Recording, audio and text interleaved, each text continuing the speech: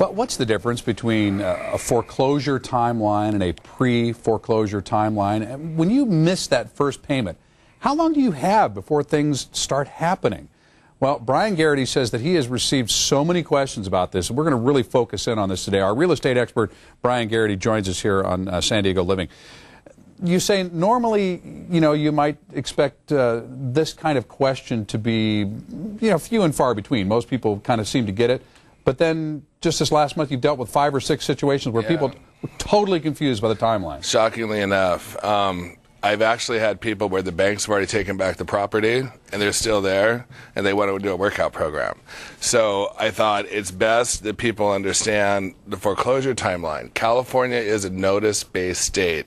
So you'll read about foreclosures being put on hold by the court, etc. That's really not applying so much to California. It applies more to the states where you have to go through the court to effectuate a foreclosure.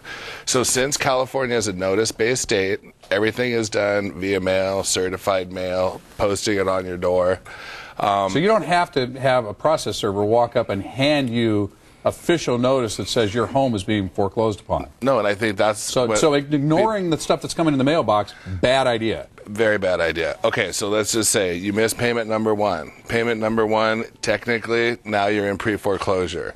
You've got payment number 2, you're still in pre-foreclosure. So you're probably getting the nasty grams from the bank, but you're not getting any kind of official correspondence. Payment number 3, you're going to look for...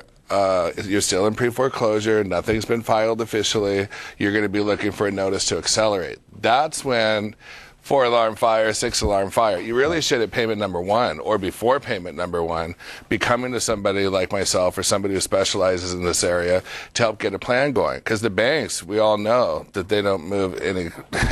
They move very slowly. Let's just put it that way. Incredibly slowly until it's to their advantage, and then suddenly things can happen overnight if it suits the bank. They will do it overnight.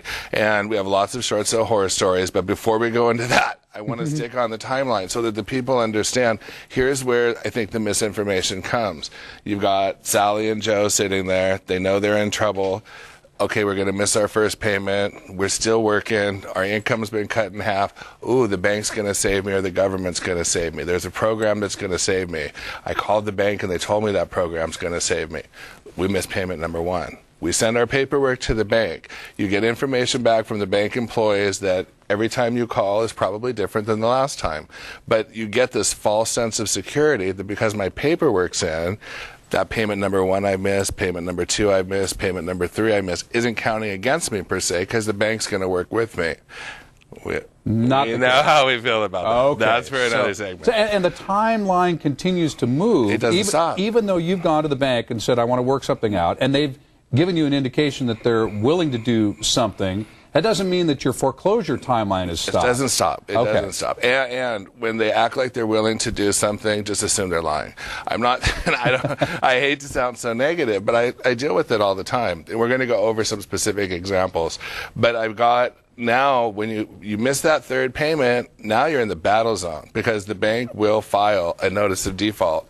Once that notice of default is filed, you're going to get hit. Every address you have, you're going to get certified mail. I mean, you're going to get 12 of the same letters. And people, they're like, oh, the bank keeps sending me the same letter. Right, because we're in a notice-based state, and they have got to cover every single base of every address. To prove in court later on, right. We did everything possible to make sure that this person got the information. Because so many people don't pick up their certified mail, etc. So they're going to show. Especially if you're in foreclosure. Yeah, well, you get it. But I mean, but you need to get the letters. You need to see what's being said. It's going to move on. Some banks tell you that the process will be on hold while they're looking at your loan modification application. Folks, that's going to be my next segment. I really want people to hear about the loan modification. I want to talk about it today. It's too cumbersome.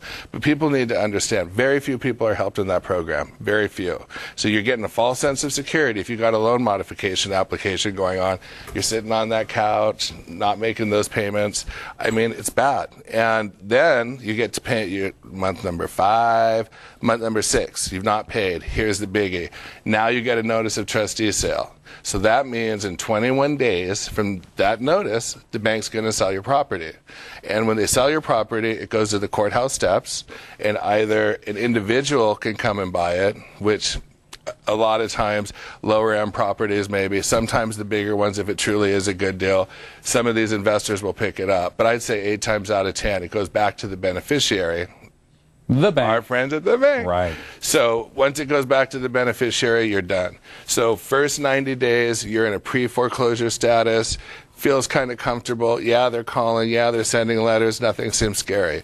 At the 90-day mark, you're going to get the notice of default. Folks, when you have a notice of default and you've seen that paperwork, it is imperative. You've got to get to somebody. You can't rely on calling the bank and thinking things are going to just get resolved. Let me do this. Let me end on this note here, and that is that don't let it get to that point. Talk to Bryan or somebody like Bryan.